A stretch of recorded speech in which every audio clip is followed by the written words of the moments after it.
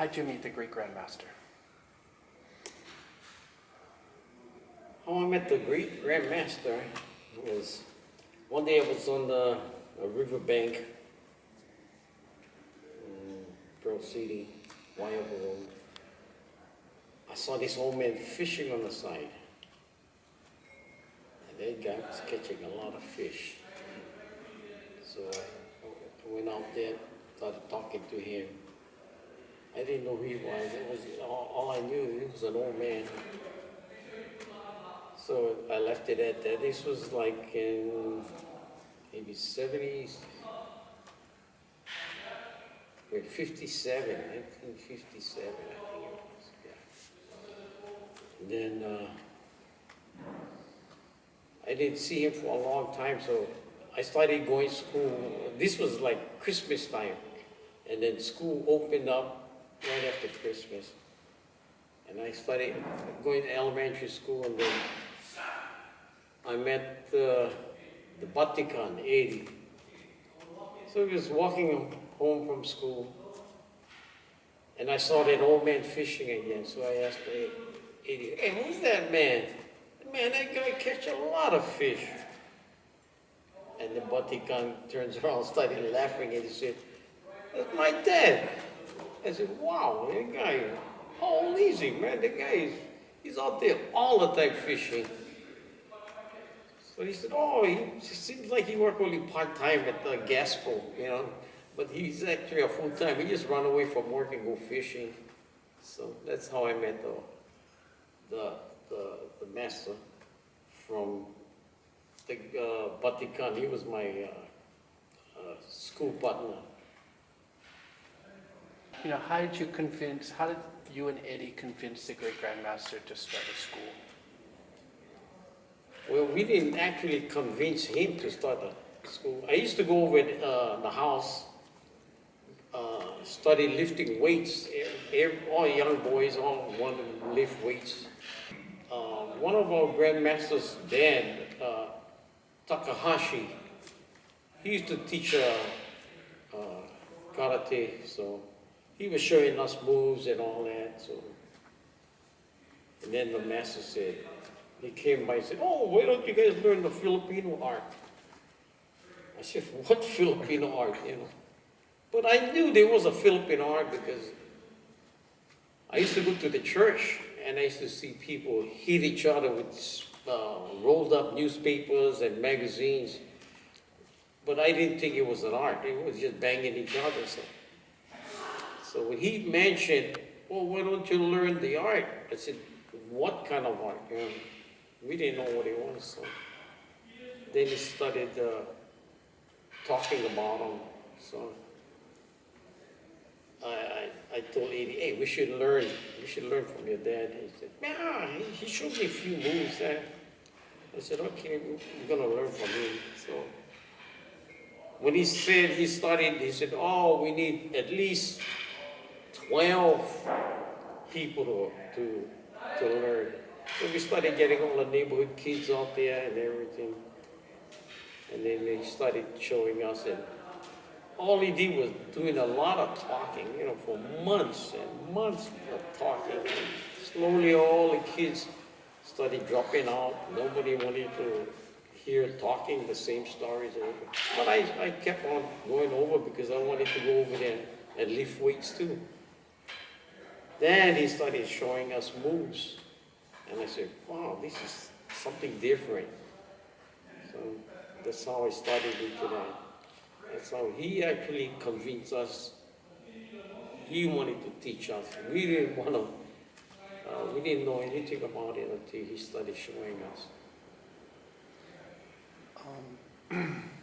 When did you know that the great grandmaster was a master and not just somebody who knew Escrima? When did you figure out how talented he was? You know, the grandmaster, Eduardo Pedoy, we didn't really know whether he was a master or not because he didn't even mention being a master of the art. He started showing us numbers after numbers. that, you know, I don't think anybody could remember the first number all the way up to 100 moves, and he would, you make a move and he tell you what number it is. And I couldn't even remember the first number, you know. He used to do moves that, you know, it was like implanted in his mind already. Every move he made, he would know how to counter that move and what number it was. You know, he didn't want to be called master, but we ended up calling him master. That's everybody else thought he was a master because he started teaching us things that you wouldn't believe it existed.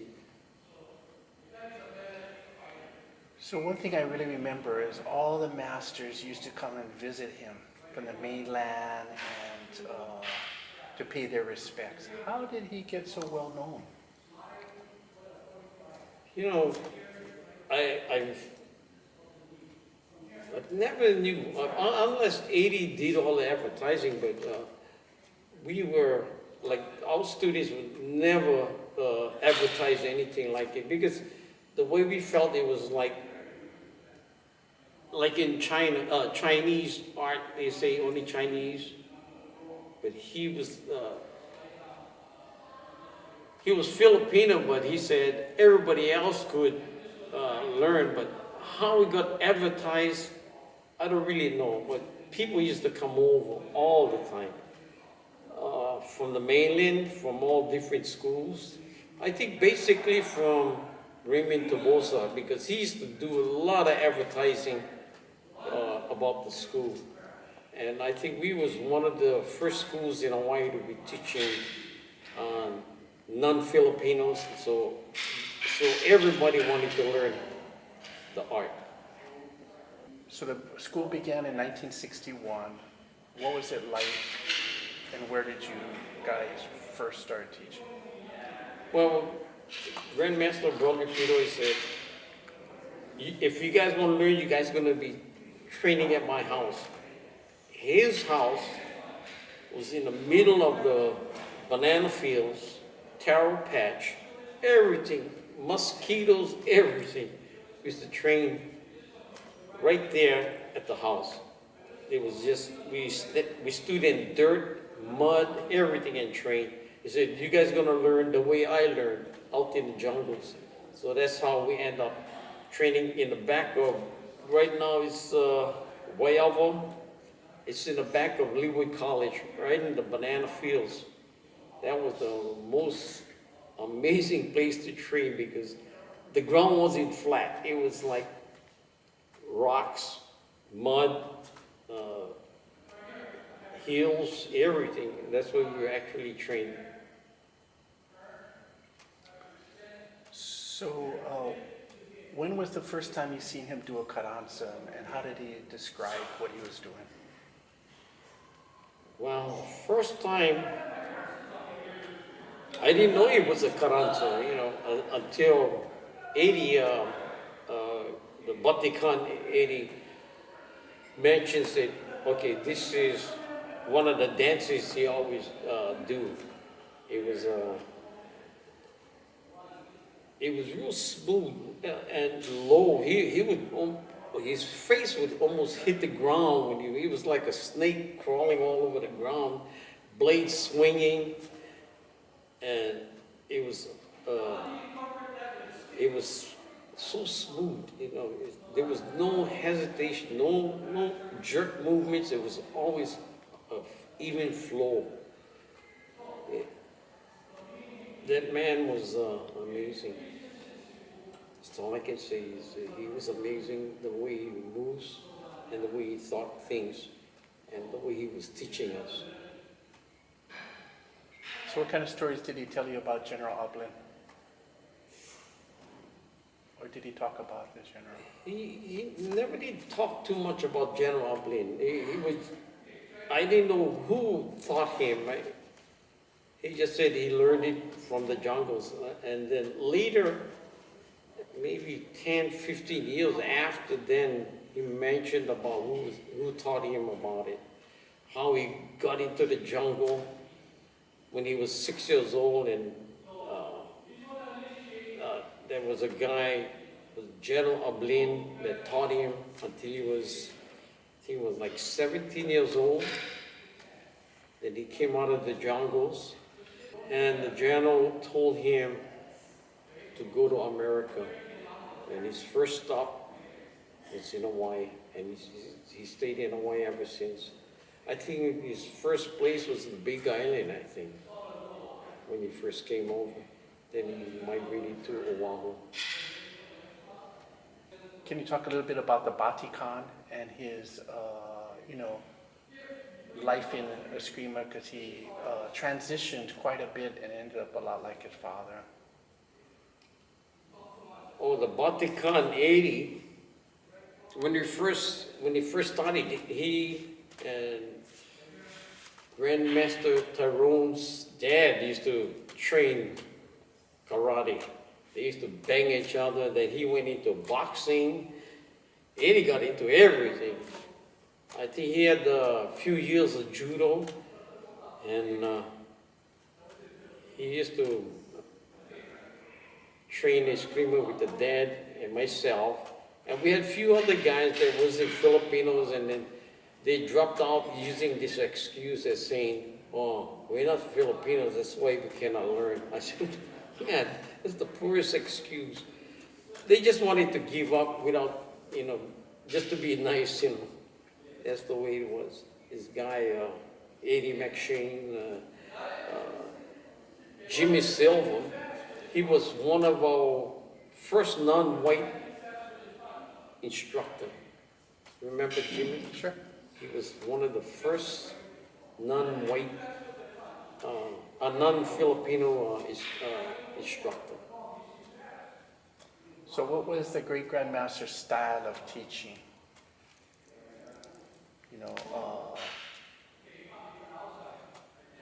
Man, the grandmaster's style of teaching was,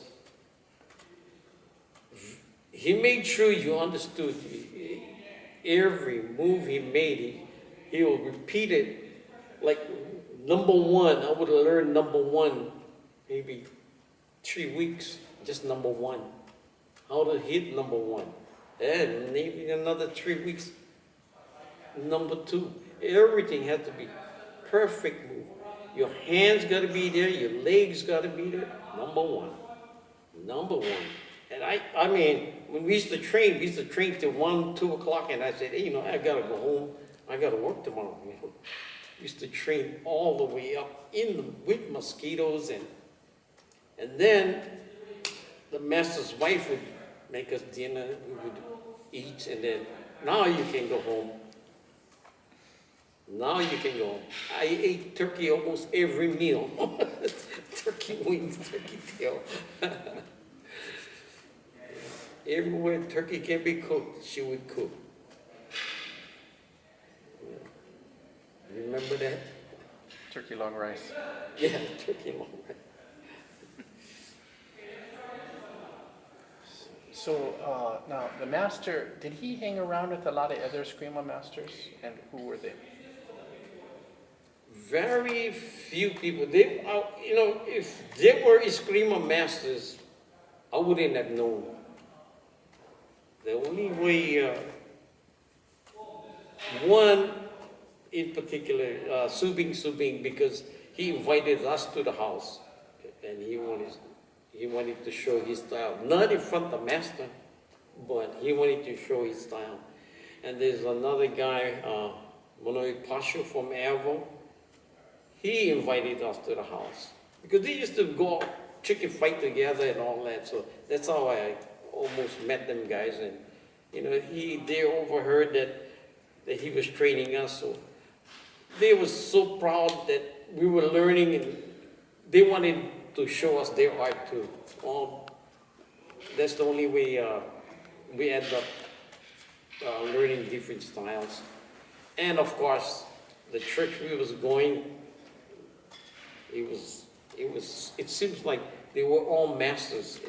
All the people that was going to the churches was masters, because I used to watch them train. They were amazing. Old long hair, long beard, and real humble people. So did the master have any aspirations for the future of the school? I mean, did he talk about what he wanted to happen after he died? Well, to me, never did mention. Probably later on in the school, after when I got married, I had kids, and I was in training for a while because I worked in night shift. I think he might have mentioned it to the other students. I'm not really sure. But I know he wanted to make sure his name was there. Yeah. He wanted to make sure we can bring up the school and of course the church.